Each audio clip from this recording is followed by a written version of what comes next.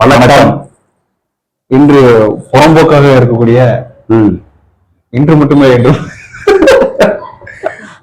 நாட்டாக்கவின் ஒருங்கிணைப்பாளரான சீமான் அவர்களுடைய தோளுக்கு தோளாக நின்ற ஜெகதீஷ் பாண்டியன் என்ற மாநில ஒருங்கிணைப்பாளர் நான் பதவி விலகுறேன்.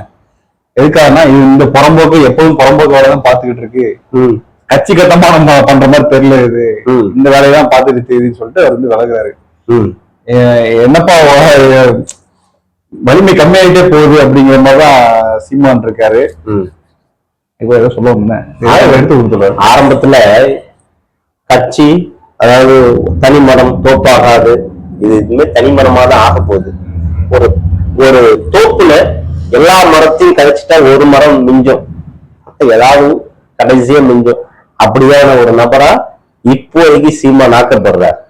ஒரு அரசியல் கட்சி என்ன செய்யும்னா அவரை பழி வாங்குறதுங்கிறது இந்த பிஜேபி இருக்கிற முட்டா பசங்க இருக்கானுங்கல்ல, அவனுக்குதான் நேரடியா போய் பழி வாங்குவானுங்க.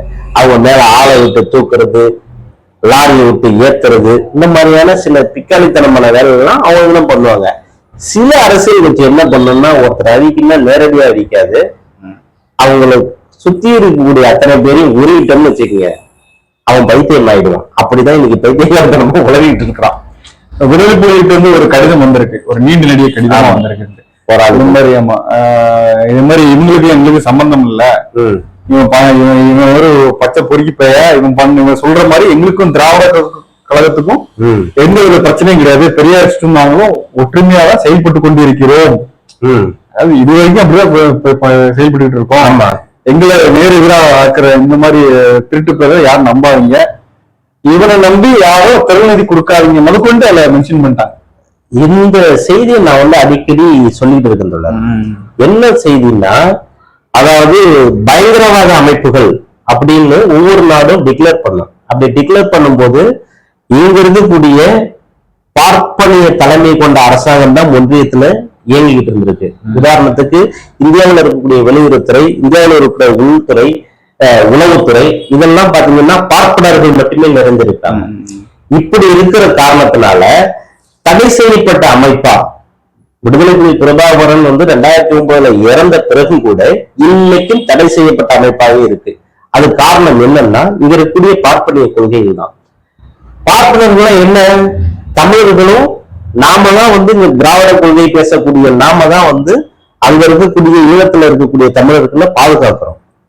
அவங்கள போராடி ஒரு தனிநாடு பெற்றதை நம்ம முன்னோடைய இருக்கிறோம். இன்னைக்கும் அந்த நாட்டு மக்களுக்கு தனிநாடு வேணுமான்னு கேட்டா நம்மளை பொறுத்த வரைக்கும் வேணும் அப்படிதான் சொல்லுவோம். அதுக்காகத்தான் இங்க இப்படி ஒரு அமைப்பு உண்டாகுனது. ஆனா இவன் என்ன பண்ணான்னா அங்கிருந்து வரக்கூடிய போராளிகள் எல்லாம் காட்டி கொடுத்தான். கண்டிப்பா அதன் மூலமா காசு பார்த்தான். அதாவது ஒரு விஷயத்துல என்னன்னா, விடுதலை கூட இங்க தமிழ்நாட்டுல விடுதலை புலிகள் கூட சுத்திட்டு இருந்திருக்கான்.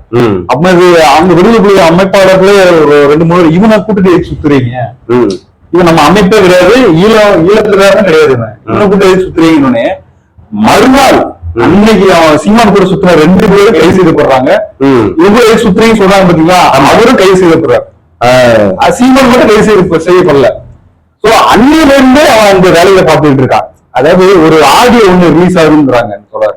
இந்த சந்தோஷங்கிறவர் அந்த ஆடியோ பத்தி சொல்றாப்புல. இந்த ஆடியோ சொல்லும் போது எல்லாரும் கிடந்து அந்த ஆடியோ கேட்டு அழுதுறாங்க. அங்க நிறைய பேர் இறந்து போறாங்க, நீங்க தான் பாத்துக்கணும்னு சொல்லி அவருடைய பேச்சு எப்படின்னா ஒரு வார்த்தை 2 தடவை சொல்லுவாராம். அதே மாதிரி வைகோ அவர்கள் தான் பார்த்துக்கொள்ள வேண்டும், அந்த வைகோ அவர்கள் தான் பார்த்துக்கொள்ள வேண்டும் அப்படி சொல்லிட்டு ஒவ்வொரு குளத்து மணியனுக்கு நன்றி, குளத்து மணியனுக்கு நன்றி 2-3 தடவை சொல்லிட்டு அது சீமான் பேர சொல்றாங்க. சொல்லிட்டு ஏன்னா சீமான் அப்ப ஒரு லைப்ரரியில இருந்த ஆள். ஆமா, ஈழத்தை பத்தியும் பிரபாகரன் பத்தியும் பேசிக்கிட்டு இருந்தாள். அதனால எல்லாரும் பேசுறதான் சீமான். அதனால எல்லாரும் பேசி சொல்லும் போது உதவி பண்ண ஈழத்தமிழ் உதவி பண்ண எல்லாரும் சொல்லும் போது சீமான் பேரே சொல்லுவாங்க. அந்த நேரத்துல என்ன அந்த ஆடி எடுத்து அழுகுறாங்களாம், அழுகுது வெளியே போறாங்க. சீமான் மட்டும் சந்தோஷ காலை பிடிச்சி அந்த ஆடி மட்டும் எனக்கு கொடுக்குன்னு சொல்லி அந்த நேரத்துல கேட்கக்கூடிய துடுக்கு இருக்கு பாத்தீங்களா, அதனாலதான் இவங்க வேற இருந்திருக்காங்க. இவங்களாவே அந்த வேலையெல்லாம் பார்த்துட்டு இருக்காங்க. அந்த ஆடியை கேட்டு கரெக்டா கட்டிங் வேலையை பார்த்து அவன் பேர் சொல்றது மட்டும் சொல்லி எல்லா உலகாடுகள் எல்லா தமிழர்களையும் பரப்புரை பண்ணி அதுல அப்போ காசு பார்க்க ஆரம்பிச்சா. இவருக்கு எப்படின்னா ஈழத்தமிழர் போராடிகளுக்கு வெளிநாட்டுல இருந்து வர காசுகள் ஃபுல்லா அவன் கண்ணை உறுத்திட்டே இருந்திருக்கு. இது எப்படி நம்ம ஆட்டையை போடலாம் அப்படின்னு யோசிச்சுக்கிட்டே இருந்திருக்கான். அவன் அந்த நேரத்துல அந்த ஆடியோ கேட்டதுல இருந்து அவன் அடுத்தடுத்து அவன் சூழலுக்கும் தெரிய வருது. அது மட்டும் அவன் பண்ணல, இது வந்து உளவுத்துறைக்கும் வந்துட்டு சில தகவல் கொடுத்து அப்ப அடிக்கடி விடுதலை பொருளை போட்டு விடுறது யார் யார் செய்யறான்னு சொல்லிட்டு அந்த வழியில பார்த்துட்டு இருக்கான். அவன் அத்தோட மட்டும் இல்ல, இப்ப சமீபமா பாத்தீங்கன்னா இந்த 7 பேர் விடுதலைக்கு இந்த திமுக அரசாங்கம் வந்த பிறகு 7 விடுதலைக்கு போராடிட்டு இருக்கும்போது என்னென்ன செட்மெண்ட் எடுத்து வைக்கணும், என்னென்ன வக்கீல் என்னென்ன வாதாடணும் அப்படின்னு சொல்லி ஆசிரியர் கி வீரமணி முதற்கொண்டு செட்மெண்ட் எடுத்துக்கிட்டு இருக்கும்போது ஒரே ஒரு மேடல சூப்பரா ஒரு அடி அடிச்சுமா. ஆமா, என்ன அடி அடிச்சா? தமிழ்நாட்டுல நாங்க தான் பிரபாகரனை கொண்டோம்னு சொன்னோம். எவ்வளவு பெரிய ஆட்சி கண்டித்து பிரபாகரன் பிள்ளைகள் நாங்க தான் கொண்டோம்னு சொன்னோம். ஆமாடா நாங்க தான்டா கொண்டோம். அதை கொண்டதே நாங்க தான்டா. இவனும் சொன்னா சாட்டை திருமணங்கிற மாமாப்பையும் சொன்னான். அவங்க 7 பேர் விடுதலைக்காக அங்க கோர்ட்ல செயல்பட்டு இருந்த இந்த வார்த்தை சொல்லணும் அவனுக்கு என்ன அவசியம் இருக்கு? இந்த மாதிரி புறம்போக்கு அந்த கீழ்த்தரமான வேலைகளுக்கு எது உண்டோ அதை லிஸ்ட் எடுத்து செய்யறதுதான். பிக் பண்ணிட்டு வரோம், இந்த போட்டு கொடுக்குற வேலையை பார்த்துட்டோமா, இவங்கள தூக்கிட்டோமா, இந்த மாதிரி நான் நன்மை செய்ய வந்தா அதுக்கு இடர்பாடு கொடுத்து பண்றோமா. அதே போல அங்க போர் நடந்துகிட்டு இருக்கும்போது இங்க விஜயலட்சுமியா அவங்க கூட உல்லாசமா இருக்கும்போதும் அது அந்த சம்பந்தமாவும் சந்தோஷ் பேசுறாப்புல, ஸ்கைப்ல வராப்புல வந்தோடனே பேசுறாங்க. பேசணுன்னே அந்த அம்மா கொஞ்சம் வெளியே கொடுத்துருந்தாங்க. இல்ல அது நம்ம பிள்ளைதான் இருக்கட்டும், நீயும் பாத்துக்க, என்ன பிரச்சனை வந்தாலும் என்னை தப்பி வைக்கணும், அதுக்கான வேலைகள் நீயும் பாருங்க, அந்த புள்ளைய மண்டை கலகிட்டு இருக்கான் போகும்போது. அப்ப ஸ்கைப்ல வந்து ஒருத்தர் இவர் சந்தோஷம் சொல்லிட்டாருல, இவர் நீங்க பேசலாம் அந்த லேடி இருந்ததுன்னே அந்த அவர் வந்து இருக்கிற மோசமான ஒரு அசிங்கமா வந்து பேசினாரா. அந்த நாய்க்கு என்ன பேசவே மாட்டான்னு சொல்லிட்டு கட் பண்ணாரா. அதோட கட் பண்ணதுதான் விடுதலை புழுவுக்கும் அவருக்கும் கான்டாக்ட் இல்லாம போச்சு. சேரலாதன் அவர் வந்துட்டு இறந்த பிறகு அவரு எல்லாருக்கும் அவரு மாதிரி சீமா வந்து சேரலாதன் இறந்துட்டாரா, ஐயோ இறந்துட்டாரா 2-3 தடவை கேள்வி கேட்டுட்டானா. ஏன்னா அடுத்த பொய்களை அவுழ்த்து விடணும்ல. ஏன்னா அவர் கூட இருந்து பேசிட்டு இருக்கும்போது சேரலாம் பிரபாகரன் கூட என்னதான் எப்படிலாம் நாங்க பயணப்பட்டோம் அப்படிங்கறத பேசுத கிட்டோவா நான் அப்படி பண்ணேன் இப்படி பண்ணேன் இந்த மாதிரி செஞ்சேன் அப்படின்னு சொல்லிட்டு அடிச்சு விடுறதுக்கான வேலைகளை பாக்குறதுக்காண்டி சேரலாம் இறந்துட்டாரான்னு 3-4 தடவை கன்ஃபார்ம் பண்ணிக்கிட்டு அதுக்கப்புறம் அவுத்து விட ஆரம்பிச்சிட்டாங்க. ஏன்னா அவர் உயிரோட தான் வாயில சுட்டுவார்ல, அதுக்காண்டிதான். நிச்சயமா சீமான் எவ்வளவுலாம் ஏமாத்திருக்கார் அப்படின்னா, ஒரு அரசியல் கட்சி தொடங்கி ஏமாற்ற முடியும். அதுவும் இது ஒரு ரொம்ப சென்சேஷனான ஒரு என்ன சொல்றது புறம்போக்குத்தனமான ஒரு செய்தி கூட. என்ன ஒரு ஐயடித்தனம், ஈழத்துல கொத்து செத்துக்கிட்டு இருக்கிறான், அவனை வச்சு நீ பிச்சை எடுத்து தின்னலாமா? எவ்வளவு பெரிய ஐயோக்கியம் இது. உனக்கு ஒரு கட்சி நடத்துற கட்சி, நீ வந்து ஒரு பாப்பான்னு சொல்லி உனக்கு ஒரு கட்சியை வாங்கி கொடுத்துருக்கானுங்க. நீ தமிழ்நாட்டு மக்களை ஏமாத்துற ஒரு கட்சியை நடத்துறதுனால அங்கிருந்து திறன் வாங்கி திரும்பி உன் கூட்டத்தை உன் வயிறை வளர்த்துக்கிறன்னா இது ஒரு லாஜிக்கு. அவன் என்ன பாவம் பண்ணான்? அவன் ஏற்கனவே செத்து மருந்திட்டு இருக்கிறான், சொந்த நிலத்துல அகதியா வாழ்ந்துட்டு இருக்கிறான். அவங்ககிட்ட புரியுதுன்னு உனக்கு மனசு வந்திருக்குன்னா நீ வந்து புலம்புனி தானே. அதே மாதிரி இப்போ ராஜபக்ச இந்த ஆட்சியை கலைச்சாங்க பாத்தீங்களா, அப்பம்போது கூட வெளிநாட்டுக்காரங்க இதே மாதிரி நான் அவங்களுக்கு உதவுறேன், என் மூலியமா தான் போகுது, அதனால எல்லாரும் பணத்தை அனுப்பிச்சு விடுங்க அப்படின்னு. அது மாதிரி நவம்பர் மாவீரர் நாட்கள் வரும்போதும் சரி, சின்ராசா கையில பிடிக்கிற மாதிரி முடியாதுங்கிற மாதிரி பறந்துகிட்டே இருக்கலாம். ஒரு வீடு கொடுவு அன்பு தமிழர்களே அப்படின்னு ரொம்ப பவ்யமா ஒரு பாவமா மூஞ்சி வச்சுக்கிட்டு ரூபாய கலெக்ஷன் பண்ணுவாங்கன்ட்டு. அதை ஒட்டி ஒய்ஃபுக்கு கார் எடுத்து கொடுக்கறதும், அவனுடைய குழந்தைகளுக்கு பிறந்த நாள் விழா கொண்டாடுறதும், ஒரு 200 ஆடு வெட்டி கொண்டாடுறது எல்லாமே அவனை கஷ்டப்பட்டு வளர்த்து அண்ணன் எப்படியாவது ஈழத்தை மீட்டுருவாரு அப்படிங்கிற ஒரே இடத்தோட பண்ணி விடுறதுதான். ஆக்சுவலா இந்த சீமான் அங்க போனது எதுக்காக? திரைப்படத்து துவக்க விழாவில தெலுங்கு பிடிக்கிறதுக்காக போயிருக்கான். துவக்க விழா பண்ணிட்டு வர்றதுக்கு தான் போயிருக்காரு. அது போனது 10-15 அசிஸ்டன்ட்ல கடைசி அசிஸ்டன்ட் தான் இவன். போனது இவரு மின்னல் முருகன் சொல்லிட்டு ஒரு டைரக்டர், அவரு தான் இயக்குனர், கேமராமேன் தான் சந்தோஷ். இவரு போயிட்டு ஒரு கிளாப் தட்டி படத்தை திரைப்படா பண்ணிட்டு வந்துடுறதுதான் வேலை. திரைப்படா பண்ணதோட நச்சரிச்சிருந்திருக்கிறான் ஆளு. இவனுக்கு ஒரு தனிப்பட்ட சுயநல நோக்கத்தோட தான் இவன் உள்ள நுழைஞ்சிருக்கிறான். இவன் போனது அந்த வேலையை பண்ணிட்டு வர வேண்டியதானே. அதை விட்டுட்டு 15 நாள் அதாவது பிப்ரவரி 8, 2008 போயிருக்கிறான். போயிட்டு 15 நாள் உள்ள இருந்துட்டு, அதாவது இருந்து பார்த்துட்டு வந்திருக்கலாம். 23ஆம் தேதி, பிப்ரவரி 23ஆம் தேதி திரும்ப ரிட்டர்ன். இந்த 15 நாள்ல இந்த ஷூட்டிங் நடக்கிறது அவங்க தனியா நாங்க எடுத்துக்கிட்டு இருக்கிறாங்க. அவங்க கூட போய் நின்று, நான் துப்பாக்கி எனக்கு கொஞ்சம் சொல்லிக் கொடுங்க, எப்படி பிடிக்கணும், என்ன பண்ணணும், இது எல்லாமே ஷூட்டிங். ஷூட்டிங்ல நடந்ததெல்லாம் எடுத்துட்டு வந்து இங்க இவ்வளவு வருஷம் உருட்டு உருட்டு உருட்டு உருட்டு விட்டுட்டு இருக்கிறான். வெள்ளச்சட்டை போட்டு வேணா ராணுவத்துக்கு போவாங்களா, இந்த போட்டோக்கு நீங்க செக் இல்லைங்களா? அப்படி ஒரு பைத்தியகாரத்தனத்தை பண்ணது மட்டும் இல்லாம இவனுக்கு எதை எடுத்தாலும் பணங்க. அந்த வெளியிட்டு இடுமான கார்த்திங்கிற ஒரு பொறுக்கி பெயர், அந்த பொறுக்கிதான் இந்த போட்டோ வெளியிட்டு இருக்கு.